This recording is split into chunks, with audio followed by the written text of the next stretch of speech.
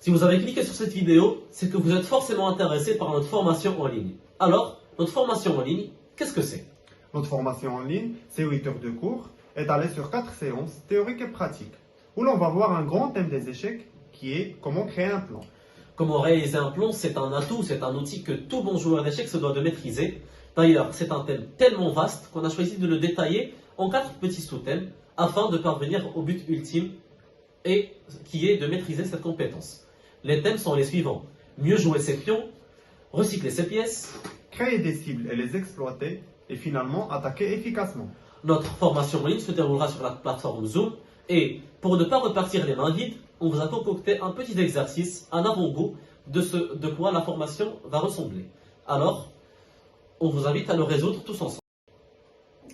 La position est issue d'une partie jouée entre Nigel Short et Kramnik.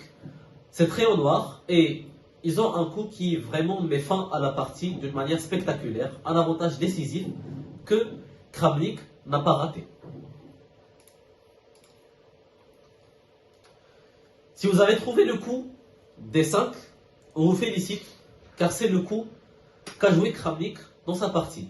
Quelle est l'idée du coup D5, mon cher Nassim? Eh bien, le coup des 5 vient tout d'abord emprisonner ce fou en B3, mais définitivement, ce fou qui va être au cachot pendant toute la partie, qui n'aura jamais un avenir, eh bien, c'est un coup qui va arrêter certainement la partie. Des 5, le fou qui ne joue plus. Exactement, le fou qui est très très inactif, qui est une pièce exécrable. C'est ce qu'on va le voir. D'ailleurs, Kramnik a compris ça durant la partie et va finir la partie d'une classe incroyable. Après, Tour 5, C6, on vient consolider notre structure de pion. Tour E1, on a l'impression que les noirs ont un peu de contre-jeu et que notre fou aussi est mort en quelque sorte, mais c'est sans compter sur le plan magnifique. Kramnik qui vient recycler son fou. Après, fou C7 intermédiaire, tour 5 E2, fou C8 pour venir sur la case D7, protéger la tour, initier des échanges et entrer dans une finale gagnante. Bien sûr, il suffit d'échanger les tours pour les noirs.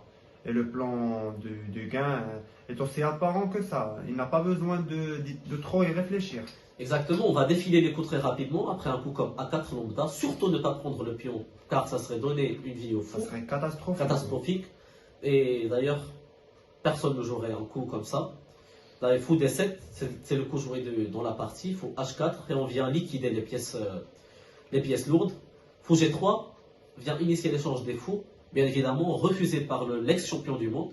Car si on prend le fou, on laisse un peu de contre-jeu au blanc et on doit éviter ça. Et surtout, on corrige la structure des pions blancs. Exactement. Et là, on va défiler le coup très rapidement. Fou E5, F6, fou B8, fou G6, apprend B, apprend B. On vient ramener le roi au centre de l'échiquier, gagner de l'activité, fixer la structure des blancs et d'une manière très classe, venir pousser notre pion, échanger les pions adverses. Eh bien, on dirait que les noirs jouent avec une pièce de plus. Parce que le fou emprisonné, il ne fait pas Il ne grand-chose. fait pas grand chose et c'est d'ailleurs tout l'intérêt du coup D5. D'ailleurs, cette position est tellement écrasante que Nigel Short va abandonner et donner la victoire à Kramnik. Magnifique coup, le coup D5, un coup très très calme mais impressionnant. On espère que ce petit exercice vous aura plu. On espère d'ailleurs vous voir nombreux à notre formation en ligne. Bien sûr. Prenez soin de vous, c'était On-Chess Coaching. À bientôt. À très prochainement.